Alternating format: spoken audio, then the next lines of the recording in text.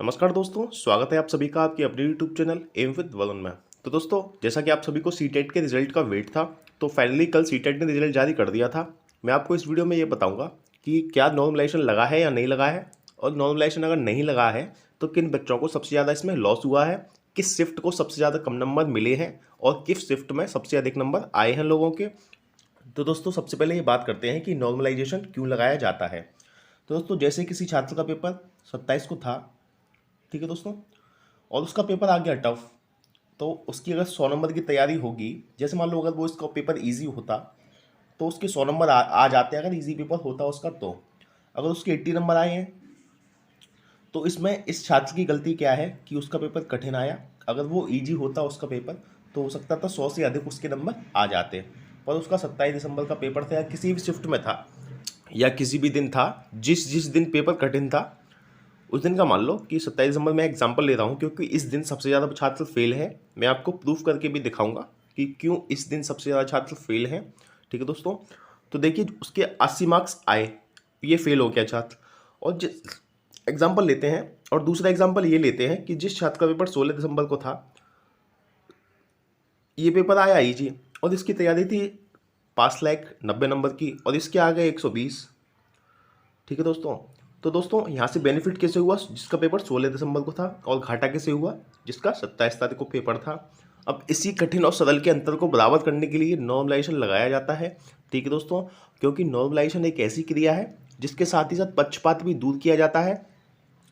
क्योंकि दोस्तों, इसमें छात्रों की क्या गलती है कि उनका पेपर कठिन डाला गया, इसमें कुछ नहीं कर सकता कोई। अब आपको जल्दी थी रिजल्ट की कि रिजल्ट जारी नहीं किया है सीटेट ने, तो दोस्तों सीटेट ने रिजल्ट जारी कर दिया है।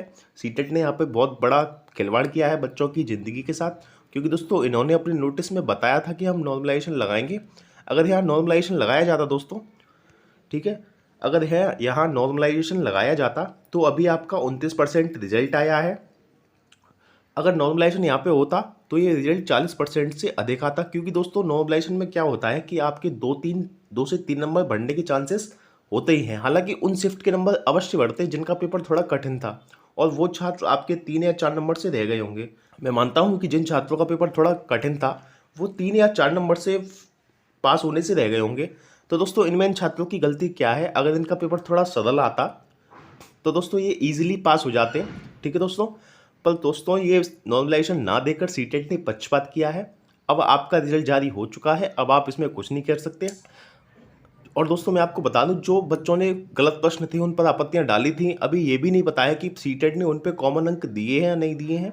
क्योंकि जहाँ तक खबर मिली है मुझे, 21 तारीख का जो पेपर था 21 जनवरी का, उसमें जो हिंदी का पैराग्राफ था वो क्वेश्चन उससे रिलेटेड थे ही नहीं। और बच्चे बोल रहे हैं कि अभी तक उसके नंबर भी ऐड नहीं किए हैं, क्योंकि उन्होंने अपनी आंसर की में जितने नंबर मिलाए थे उतने ही नंबर उनके आ रहे हैं। ठीक है दोस्तों, तो दोस्तों अब क्या हो सकता है, इसमें कुछ नहीं हो सकता। हालांकि सीटेट हालांकि जाना चाहे तो ये एग्ज़ाम कोर्ट में भी जा सकता है, क्योंकि ये एक तरह से बच्चों के साथ पक्षपात है, बच्चों के भविष्य के साथ खिलवाड़ है। क्योंकि आपने पहली बार ऑनलाइन एग्ज़ाम कराया, इतनी बड़ी संख्या में कराया, और दोस्तों आपने भी बहुत सारे एग्जाम दिए होंगे, यूपीएसआई हो या आपका रेलवे का एग्जाम हो या बैंकिंग का एग्जाम हो। अगर पेपर अलग अलग शिफ्ट में होता है तो आपका नॉर्मलाइजेशन 100% लगाया जाता है। क्योंकि दोस्तों इसी पक्षपात को कम करने के लिए किसी को ये ना कहे कि हमारा पेपर कठिन था इसलिए हमारे नंबर कम आए, और हमारा पेपर सरल था इसलिए हमारे नंबर ज़्यादा आए। इसी पक्षपात को कम करने के लिए नॉर्मलाइजेशन लगाया जाता है। ठीक है दोस्तों, पर दोस्तों यहाँ पर मैं कहना चाहूँगा कि बहुत बड़ा अन्याय हुआ है उन बच्चों के साथ जिनका पेपर 27 को था, या जिनका पेपर 20 को था, या कोई भी डेट में जिनका पेपर था कठिन था, उनके साथ अन्याय हुआ है। पर दोस्तों क्या है कि इसमें आप बोलेंगे कि हमारा लक ही ख़राब था इसलिए जो है हमें सरल पेपर नहीं मिला, कठिन पेपर मिला। पर दोस्तों लक कुछ नहीं होता है, पढ़ाई में कुछ लक नहीं काम करता, आपकी मेहनत काम करती है। और मैं जानता हूं कि जिनके 85 या 86 या 87 जो छात्र 2 या 3 नंबर से रह गए होंगे वो बहुत ही निराश होंगे, क्योंकि दोस्तों इसमें उन छात्रों की गलती नहीं थी, उनका पेपर कठिन डाला गया। ठीक है दोस्तों, पर मैं क्या कर सकता हूँ, आपका कुछ नहीं कर सकते। आपको रिजल्ट चाहिए था, अब रिजल्ट आ चुका है। हालांकि ये बहुत ही विवादित रिजल्ट है, अगर आप जानना चाहें तो इस पर कोर्ट जा सकते हैं। क्योंकि दोस्तों नॉर्मलाइजेशन एक ऐसी प्रक्रिया है जो आपके पक्षपात को कम करती है, पर यहाँ इन्हें साफ साफ पक्षपात दिखाया है। तो दोस्तों मैं आपको बता देता हूँ कि 27 दिसंबर वाले पेपर में कितनी बड़ी संख्या में छात्र फेल हैं। मैं यहाँ पे एक एक करके आपको रोल नंबर रैंडमली डाल के दिखाता रहूँगा। ठीक है दोस्तों, तो यहाँ आपको सभी छात्र फेल ही नजर आएंगे। कोई रोल नंबर ले लेता हूँ, यहाँ पे मैं ले लेता हूँ 114। तो दोस्तों आप देख सकते हैं ये कोई छात्र हैं, इनके 67 मार्क्स हैं। ठीक है दोस्तों, तो इस जो कैटेगरी में है, जो 27 दिसंबर वाला पेपर था, इसमें सभी छात्र लगभग फेल हैं। मैं आपको दिखा देता हूँ कि इसका 5% रिजल्ट भी नहीं आया होगा मुश्किल से। ठीक है दोस्तों, अब डालेंगे हम 34। कोई भी रैंडमली आप डाल सकते हैं। सभी छात्र फेल दिखेंगे आपको 77। ये छात्र SC कैटेगरी के हैं। ठीक है दोस्तों, ये छात्र क्या है कि SC कैटेगरी के हैं। SC कैटेगरी के हैं तो 82 नंबर पर इनका क्वालिफाई हो जाता, पर इन्हें नॉर्मलाइजेशन मिलता तब क्वालिफाई होता। इनका पेपर थोड़ा कठिन डाल दिया गया, कठिन आ गया, इसलिए फेल हो गए। इस पर इनकी क्या गलती है दोस्तों? ये मेहनत तो बराबर करके गए थे, पर क्या कर सकते हैं। अब भी तीसरा डालते के देखते हैं, 35 डाल लेते हैं। ठीक है, क्योंकि दोस्तों इनके 58 मार्क्स हैं, सारे बच्चे फेल हैं इस शिफ्ट में, ये बहुत बड़ा अन्याय है। 89 डाल के देख लेते हैं दोस्तों। 69। आप अगर ऐसा कितनी भी रोल नंबर डाल के देखेंगे आप, तो क्या कहते हैं, आपको सभी बच्चे फेल ही नजर आएंगे, कोई बच्चा पास नजर नहीं आएगा। मुश्किल से एक या दो बच्चे ही पास नजर आएंगे। 73 मार्क्स हैं इनके, क्योंकि ये जो पेपर था, लेवल था पेपर का, 27 दिसंबर वाले पेपर का जो लेवल था वो दोस्तों बहुत ही टफ था। अब क्या हो सकता है आपका? अब कुछ नहीं हो सकता। आप देख सकते हैं कि 66, इसमें सभी छात्र फेल हैं लगभग। कोई भी डाल सकते हैं आप, 72 डाल देते हैं। ये मैं रैंडमली डाल रहा हूँ, कोई बच्चा पास तो दिखे मुझे कोई पास नहीं दिख रहा है इस शिफ्ट में। इनके 74 मार्क्स हैं। और दोस्तों आपका मैं डालूंगा अब 90। देखिए दोस्तों, सभी छात्र फेल हैं इस शिफ्ट में, कोई भी बच्चा ऐसा नहीं है जो पास दिखा हो मुझे अभी तक।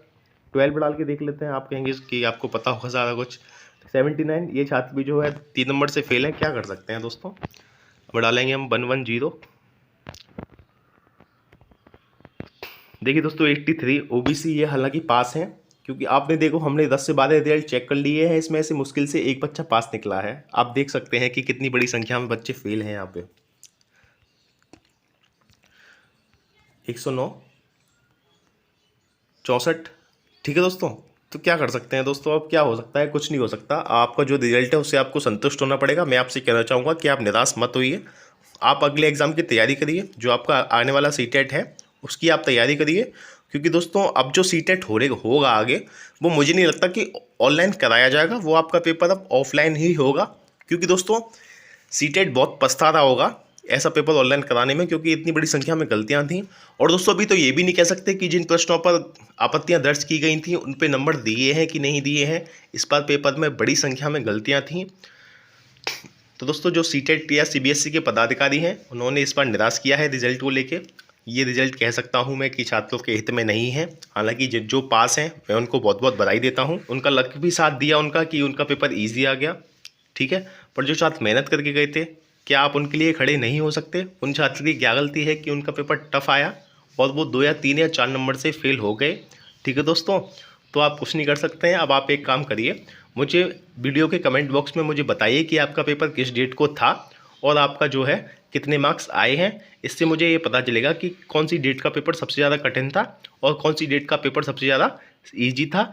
ठीक है दोस्तों, तो आप इतना काम करिए कि कमेंट बॉक्स में अपने नंबर और डेट टाइप करके मुझे भेजिए कि किस डेट को आपका पेपर था और कितने मार्क्स आपके आए हैं।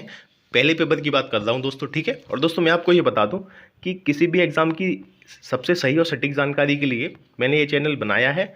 हालांकि CTET के रिजल्ट को लेकर मैंने एक भी फेक वीडियो नहीं बनाया था। मैंने आपसे कभी भी ये नहीं कहा था कि आपका रिजल्ट 48 घंटे में आएगा या 2 दिन में आएगा या 1 हफ्ते में आ जाएगा, क्योंकि दोस्तों मुझे पता था कि इन प्रक्रिया पर काम चल रहा होगा। जो CTET के पेपर में गलतियां हैं उनमें सुधार हो रहा होगा, पर दोस्तों ऐसा कुछ भी नहीं हुआ। मुझे नहीं लगता कि CTET ने जिन प्रश्नों पर गलतियां थी उन पर कॉमन अंक दिए हैं।